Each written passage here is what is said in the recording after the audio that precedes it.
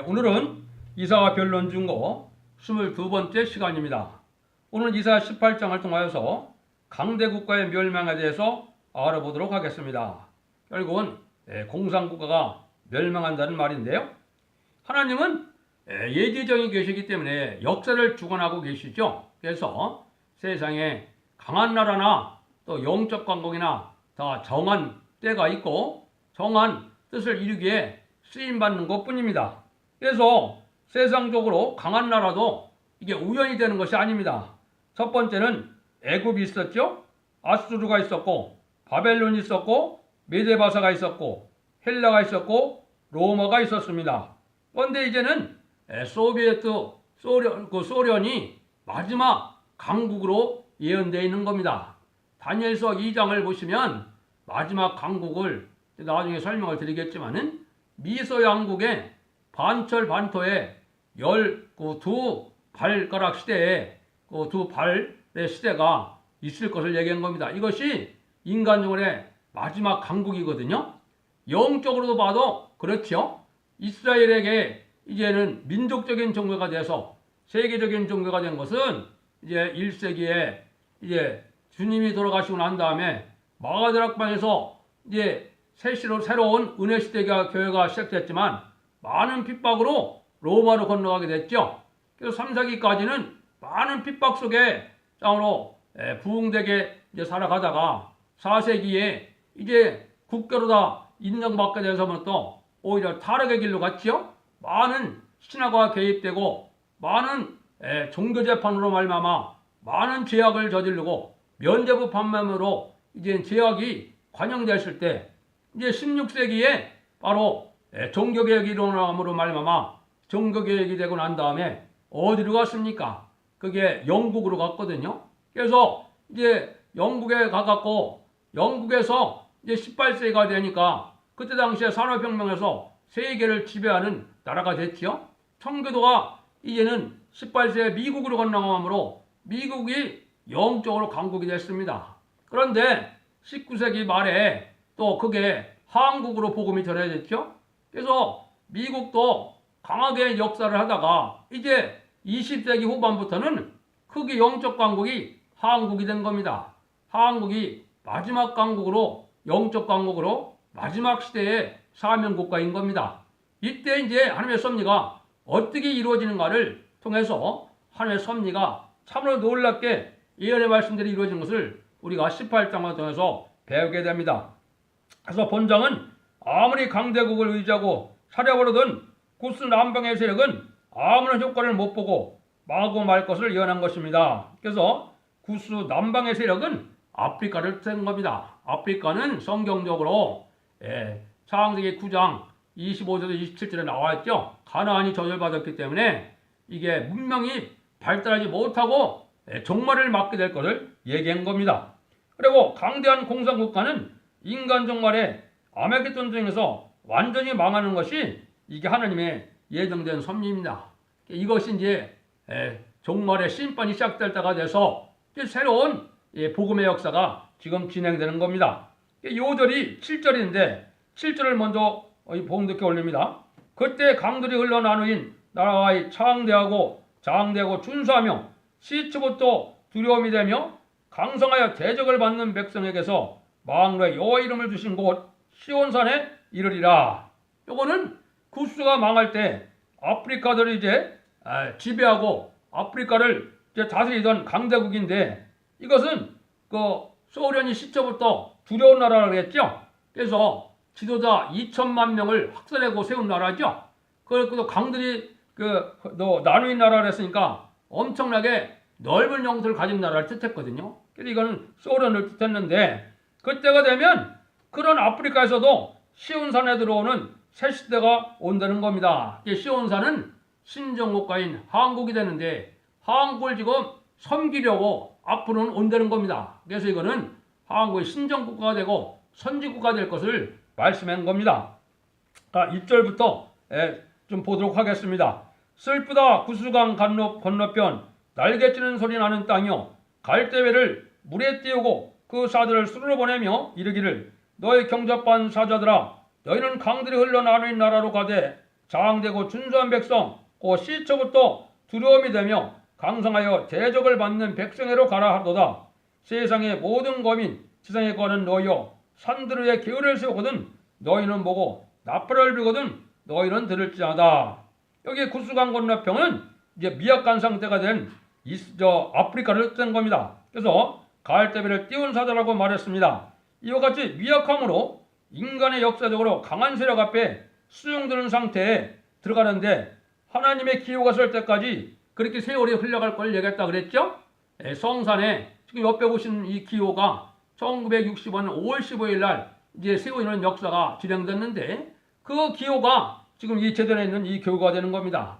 그러니까 이때까지는 아프리카가 전혀 발달할 수 없게끔 세월이 흘러갔다 이 말입니다.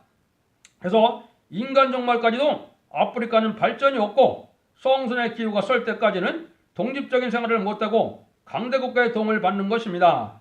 강대국을 의지하고 살다가 강대국에 먹힐 때 새 시대가 온다는 것입니다. 특히 이것은 앞으로 후 3년 반에 이제 소련이나 중국의 강대국에게 이제는 먹히게 될 것을 얘기를 한 겁니다. 그래서 특히 이제 그때를 얘기하고 한 건데 물론 시초부터 두렵고 강대한 나라는 소련을 의미합니다. 1917년 10월 볼셰비키 혁명 때 지도자 계급 2천만 명을 학살하고 세운 나라니까 시초부터 두려운 나라가 된 거죠. 이 나라가 이제 왜 이렇게 되느냐? 창세기 9장에 이제 저주를 받게 됐죠. 그래서 저주를 받게 되는 역사가 노아 때 저주받은 것이 지금 그런 일로 역사가 이루어지는 겁니다. 4절에서 6절입니다. 여호와께서 내게 이르시되 내가 나의 처소에서 종이 감찰함이 째이는 일광 같고 가을 더위에 음모 같도다. 추수하기 전에 꽃이 떨어지고 포도가 맺혀 익어 갈 때 내가 낫으로 그 연한 가지를 베며 퍼진 가지를 찍어버려서 산과 독수리의 에게와 땅의 짐승들에게 끼쳐주리니 산의 독수리 다 그것으로 과하하며 땅의 동물 돌짐승들이 다 그것으로 과동하리라 하셨습니다. 이것은 이제 앞으로 후 3년 만에 응할 일을 말씀하셨습니다.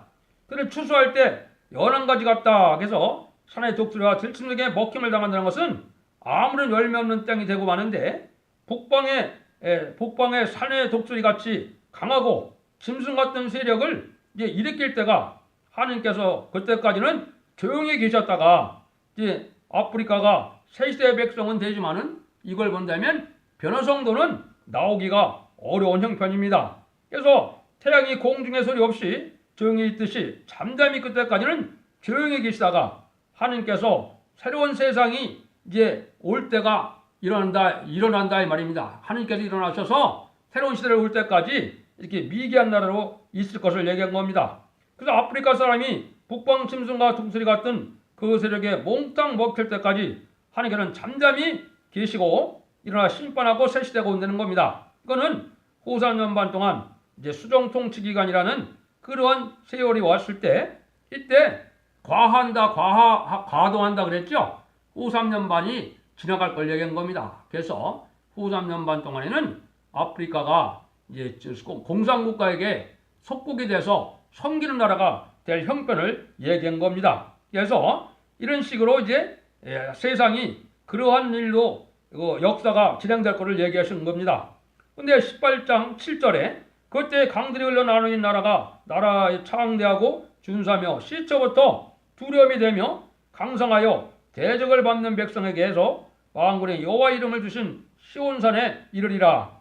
이때 이제 구스가 망했는데 구스가 망할 때 시온산에 하나님을 섬기러 온다는 거죠. 시온산은 하나님과 함께하는 그 산을 뜻한 겁니다. 그래서 이거는 한국을 얘기했는데 앞으로 한국을 하나님을 섬기듯이 이스라엘을 옛날에 섬기듯이 이제 한국을 섬기는 때가 돼서 그때 이제 하나님이 신격구가 돼서 하는 한국이 시온산이 될 때라는 것을 알려주는 겁니다. 이 내용은 이제 다음 시간 19장부터 어떻게 이런 일들이 이루어지느냐 구체적으로 이제 나와서 이사 66장까지 그 내용이 주로 예언된 거거든요. 그래서 하나님의 섭리가 이렇게 이루어질 것을 얘기를 했습니다.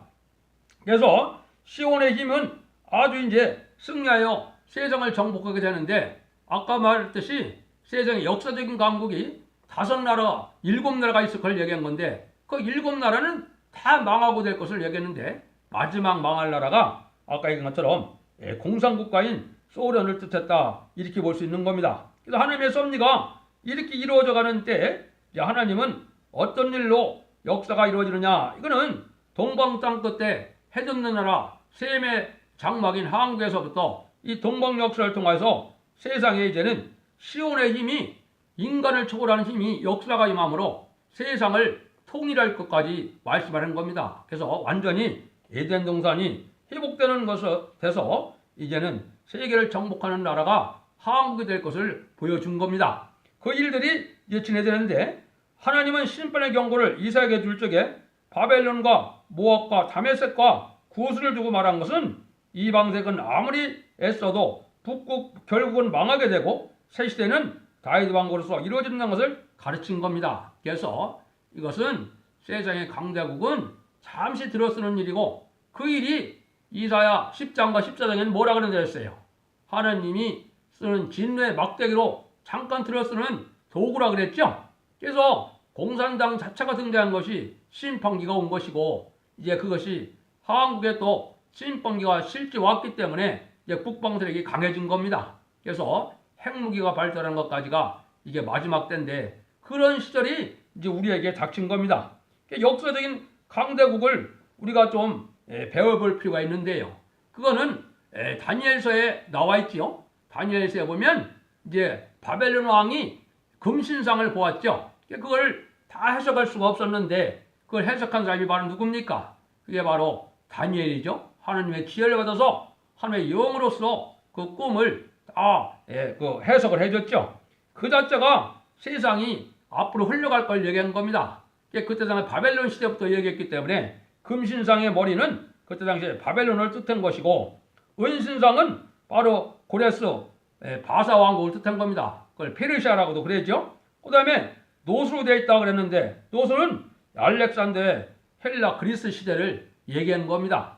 그 다음에는 이제 철로 되어 있다고 그랬죠. 두 다리는 철로 되어 있다고 그랬는데 이거는 우리가 잘 아는 가이사 시저의 통치 시대 로마를 얘기한 거거든요. 그 다음에 마지막에는 이제 10발가락, 반토, 반흙, 반철, 반토 이렇게 되어 있었죠. 이게 10발가락 시대인데 이때가 바로 뭐냐, 인간 영혼의 마지막 양대 진영의 강국 미 합중국과 연방제 소련을 뜻한 겁니다. 이 나라에게 이제 다니엘서 2장에 보면 어떻게 됩니까? 뜨인들이 나타나서 그 발을 치니까 온 세상이 없어지고 새로운 나라가 이루어지는 걸 보여준 거죠. 이게 그런 때 인간 영혼의 심판주의 달인들의 역사로 말미암아 세상이 멸망하고 새로운 성대 나라가 이루어질 것을 보여준 거거든요. 그 말씀이 응해가는 때가 됐는데 이게 역사적인 강국은 대부분 이게 헬레니즘 문화를 얘기한 건데 문화가 사실은 어떻게 됩니까? 복음이 들어가면은 문화가 발달하는데 문화가 발달하고 나면 타락이 오죠.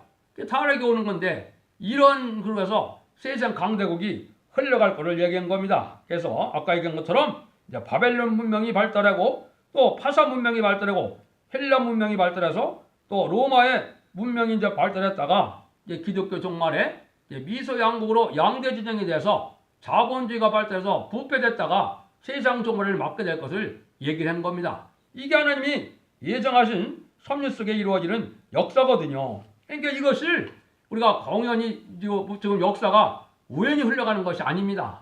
하나님의 예정된 섭리 속에 정확히 연이성취 되면서 흘러가는 때가 온 것이고 그것이 이제 6,000년을 차갖고 새로운 시대가 오기 위하여서 이제는 기독교 종말이 되어서 새로운 교회가 나타나고 새로운 복음의 역사가 나타나서 이거로 말미암아 세상을 정복하는 역사가 나오는데 이거는 하나님의 말씀을 햇빛같이 밝힘으로 말미암아 흑암의 세력인 마귀의 세력을 정복하고 이겨나갈 것을 얘기한 겁니다. 그래서 이것도 이사야 성경에는 이제 진이 같은 야곱이 이가 날까는 새 타작기계 같이 사용된다 그랬죠. 이게 환란과 쟁날에 심판의 권세를 통해서 구원하는 역사가 있을 것을 보여준 겁니다. 그래서 알곡을 모으는 역사로 진행되기 때문에 지금 이 시대는 무슨 시대냐? 특히 한국은 알곡과 쭉정이가 갈라지는 시대입니다.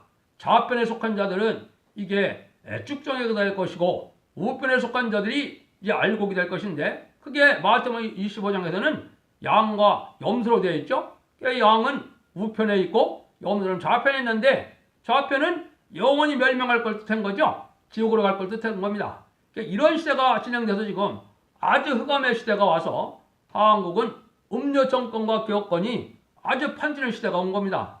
이때 사상을 바로 지켜야만 보호를 받고 구원을 받아서 새 시대의 선지국가의 복을 누리게 될 것을 우리가 알 수 있는 겁니다. 결론만 말씀드리고 마치겠습니다.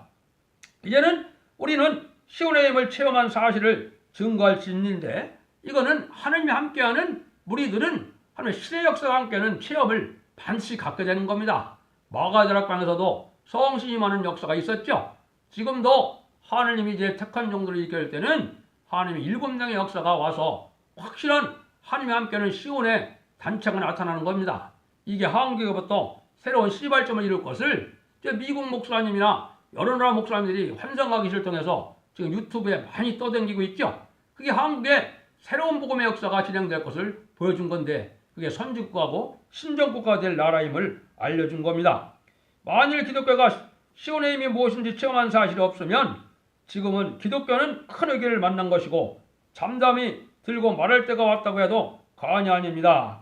큰 위기를 만난 것이다. 이것은 지금 영적으로 어느 시대인지 모르고 하나님의 역사가 어떻게 임하고 있는지를 모르는 기독교가 큰 위기라는 겁니다. 여러 종들이 지금 그걸 잊히는 사람들이 많죠. 그냥 부경을 하려고 번성이 돼서 물질이 풍부하고 교회가 화려하니까 아무 문제가 없다고 생각하고 있는데 이게 큰 위기거든요. 특별히 WC를 용납한 교단들은 용서받기 힘든 그 범죄 속에 들어가는 거고 흑암 속에 들어가는 겁니다. 그걸 각성받고 우리가 바른 신앙을 할 때가 된 겁니다. 그러나 여호와를 앙망하는 자는 새 힘을 얻고 곡소리같이 올라가고 피곤 없이 걸어가는 역사가 있으므로 세계 민족을 새롭게 하고 열왕을 굴복시키는 것이 이제 이사야 41장 이하에 분명히 가르친 겁니다. 그래서 이 힘은 하나님 앞에 오는 자밖에 알 수 없는 거기 때문에 이걸 결정적으로 앞으로 단체적인 역사가 진행되려고 한국부터 시작해서 전 세계 참된 기독교인들이 이제 한국으로 모여들어서 14만 4천 명의 변화성도 우리를 이루게 되는 겁니다. 이런 일들이 하나님의 역사 속에 이렇게 진행될 걸 여겼는데 이 역사의 시초가 바로 뭐냐? 바로 하나님의 말씀의 변론을 뜻한 겁니다.